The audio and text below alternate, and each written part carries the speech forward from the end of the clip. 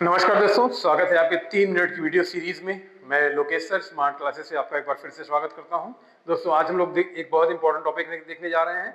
Isomers क्या होते हैं या आइसोमेरिज्म क्या होता है। ऐसे compound having a same molecular formula, ऐसे कंपाउंड जिनका मॉलिक्यूलर फार्मूला तो सेम होता है मगर उनका स्ट्रक्चरल फार्मूला क्या होता है, डिफरेंट होता है, इसे हम आइसोमर्स बोलते हैं। और इस फिनोमेना को क्या बोलते हैं, आइसोमेरिज्म बोलते हैं।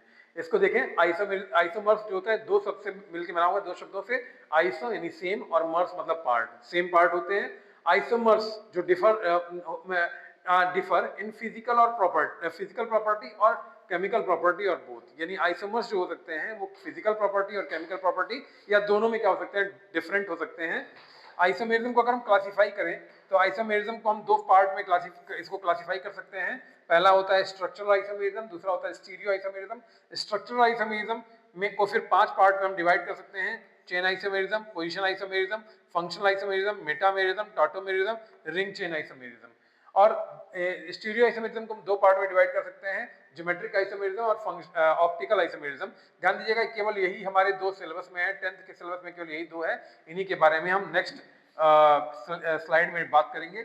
चलते देखते हैं। पहला है चेन आइसोमेरिज्म। तो चेन आइसोमेरिज्म होता क्या है कि यहाँ पे फार्मूला, किसी भी कंपाउंड का फार्मूला तो सेम रहेगा मगर वहां पे चेन क्या हो जाएगी, डिफर हो जाएगी। जैसे इसका अगर एग्जांपल लें तो इसका एग्जांपल क्या हो सकता है, एक एग्जांपल इसका ये हो सकता है, एक चेन इसकी इस तरीके से बन सकती है और दूसरी चेन जो कैसे बन सकती है, दूसरी चेन अगर इसकी हम बनाएं तो इस तरीके से बन सकती है।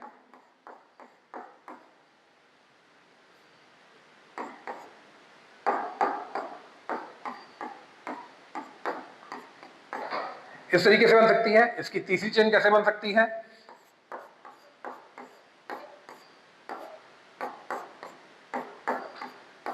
तो हो क्या रहा है कि इसका मॉलिक्यूलर फार्मूला तीनों का सेम है मगर स्ट्रक्चर में डिफरेंट आने के कारण, यानी चेन में डिफरेंट आने के कारण क्या हो रहा है, यहाँ पे ये अलग अलग कंपाउंड बना दे रहा है। इसका नाम पेंटेन हो जाएगा, इसका नाम 1 2 3 4 है। तो क्या हो जाएगा, यहां से काउंट करना शुरू करेंगे तो 1 2 सेकेंड कार्बन पे है तो 2 मिथाइल ब्यूटेन हो जाएगा। ये इसका आइसोपेंटेन से बोलेंगे, या अगर काउंट करेंगे तो 2 2 डाई मिथाइल प्रोपेन हो जाएगा। तो इस तरीके से नाम अलग अलग हो जा रहे हैं स्ट्रक्चर के बेसिस पे मगर मॉलिक्यूलर फार्मूला क्या है, सेम है। तो ऐसे केवल चेन के बेसिस पे क्या हो रहा था, चेन के बेसिस पे नाम अलग अलग हो जा रहे थे। यहाँ पे देखिए दूसरा है पोजीशन आइसोमेरिज्म। इसमें जो सब्स्टिट्यूएंट ग्रुप या फंक्शनल ग्रुप होता है उसकी पोजीशन क्या होती है, अलग हो जाती है। जैसे C4H6 है, C4H6 है तो C4H6 होता क्या है, एल्कीन होता है, ब्यूटाइन होता है, एल्काइन है, ब्यूटाइन है ये। तो 1 2 3 4 कार्बन हो गए। एक बार क्या हो सकता है, यहाँ पे 3 ट्रिपल बॉन्ड यहाँ हो सकता है, एक बार ट्रिपल बॉन्ड कहाँ हो सकता है,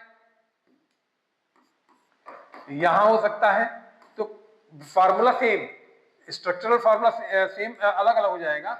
मॉलिक्यूलर फार्मूला क्या हो जाएगा, यहाँ पे डिफरेंट हो जाएगा। मॉलिक्यूलर फार्मूला देखिए यहाँ पे नाम अलग अलग हो जाएगा। यहाँ पे क्या हो जाएगा, ब्यूट 1 आइन हो जाएगा और यहाँ पे क्या हो जाएगा, ब्यूट 2 आइन हो जाएगा।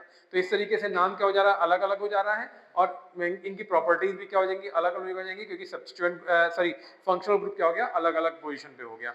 तो सब्स्टिट्यूएंट अलग अलग हो जाए या फंक्शनल ग्रुप अलग अलग हो जाए, यहाँ पे उनकी प्रॉपर्टीज क्या हो जाती है, चेंज हो जाती है, लेकिन मॉलिक्यूलर फार्मूला क्या होता है, सेम होता है।